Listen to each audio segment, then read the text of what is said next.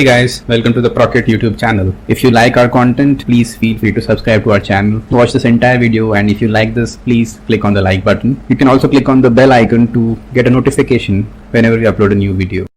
While 2020 has given us a lot of surprises, including a pandemic and series of consequences, one thing which keeps amazing the market is the recent series of funds raised by Reliance Jio. As you must have read in the news that Reliance Jio has raised more than 1 lakh crore INR from various investors. In today's video, we will discuss about this funding rounds and what has happened, what has led to this funding round, and what can be learned by new entrepreneurs and startup owners from this funding round spree.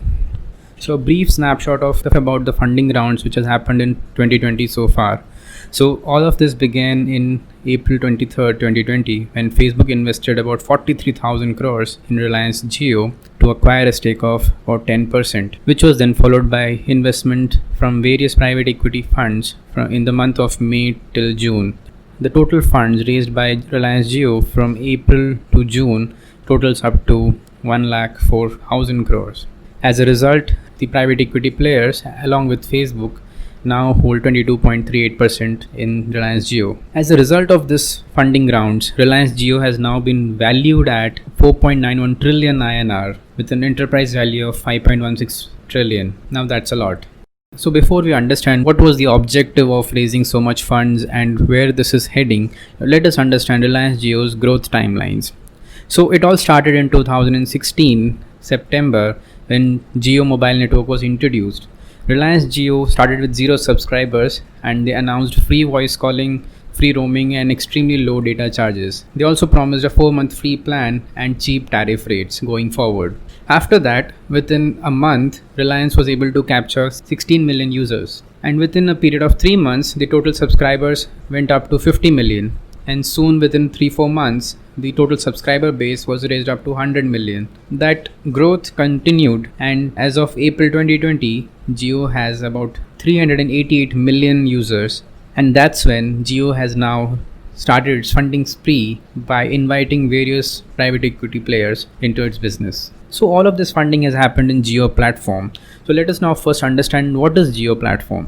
So Jio Platform is a recently created entity and it is a subsidiary of Reliance Industries Limited. Jio Platform consolidates and manages the entire technology business of Reliance Group, which includes mobile communication, the live mobile manufacturing business, Jio Money, Jio Savan, Jio Mart and all other Jio products. Reliance decided to move all of its digital businesses from various different entities and consolidate into one single platform and termed it as Jio Platform. So Reliance, in order to do all of this, somewhere in the end of 2019, they transferred a liability of about 1,04,000 crores from Reliance Jio, which is the spectrum entity, to RIL. As a result, somewhere in the end of 2019, the liability of about INR 1,04,000 crores was transferred from Reliance Jio, which holds the spectrum liabilities, to RIL. And in turn, RIL received optionally convertible preference shares from Jio Platform. The overall idea for doing all of this was to make Jio Platform entirely debt-free. After doing all of this, the market capitalization of Jio Platform is 4th largest in the country, just behind RIL, the consolidated entity, TCS and HDFC Bank.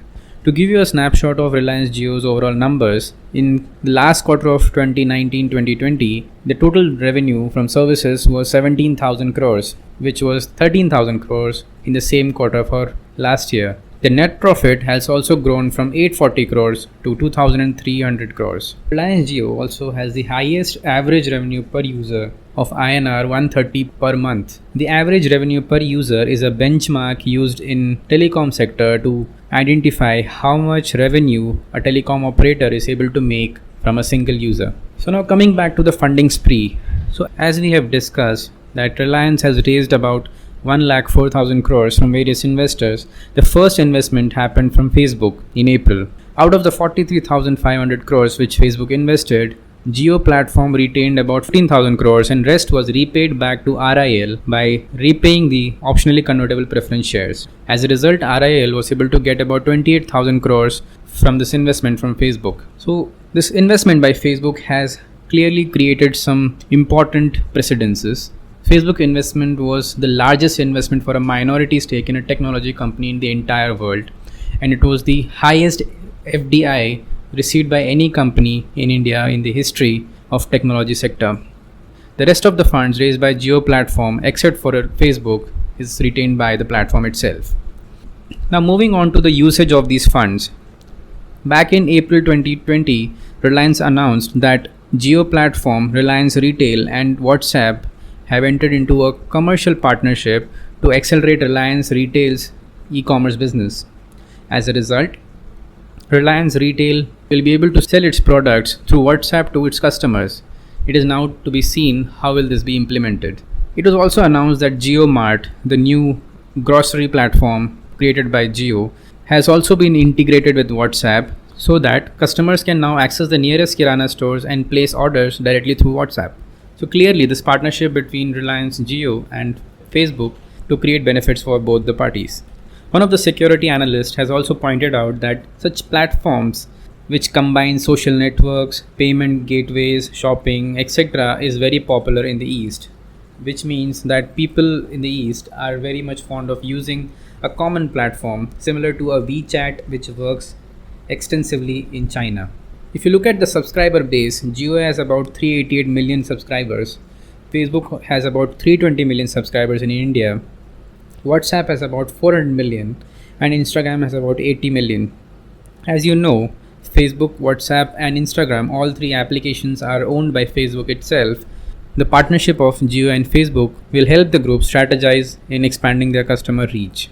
Another significant achievement by Jio is that back in 2016, the average individual's data consumption was about 0.23 GB per month. And just after Jio's launch, the consumption went up to 2 GB per month. As of now, an average Jio user consumes about 10 GB per month. While that was on the growth story of Jio, there are some other agenda as well. Reliance Group overall has a lot of debt, about 1,61,000 crores of net debt as of 31st March 2020. Reliance Group committed that it will make its group net debt free by financial year 2021, which is the current financial year. So the series of fundraising is also focused on making this commitment happen. In May 2020, Reliance also raised money from the public through right issue of about 53,000 crores. In summary, Reliance has used the money raised through right issue of 53,000 crore and consideration from Facebook's investment of 28,000 crores towards reducing its net debt obligation. So looking at the journey of Jio, it is quite apparent that Jio in 2016 applied a price discounting approach to penetrate an established market which was dominated by other telecom operators. It brought 4G LTE technology into the system and did not carry any 2G or 3G with it. And it continued to expand rapidly through acquisitions as well as partnerships with various players in the segment of artificial intelligence and entertainment, etc. Reliance Jio also achieved something which other companies failed to do. It was able to achieve a customer base of more than 38 crores in a span of 3 years, which other companies took about 10 to 12 years to accomplish. It continued to create bundled services such as payment systems, entertainment, shopping, everything into its mobile network and enabled to create a complete ecosystem. With this funding move, Reliance Jio has now partnered with a social media giant which has a huge customer base and technological expertise, and through this partnership it intends to expand its digital reach across the country and to the world. By doing all of this, it also enabled to achieve reduction of its group debt as it committed.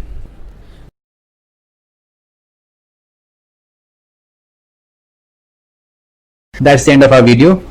Hope you liked our content. To support you further, we will be happy to answer your specific questions.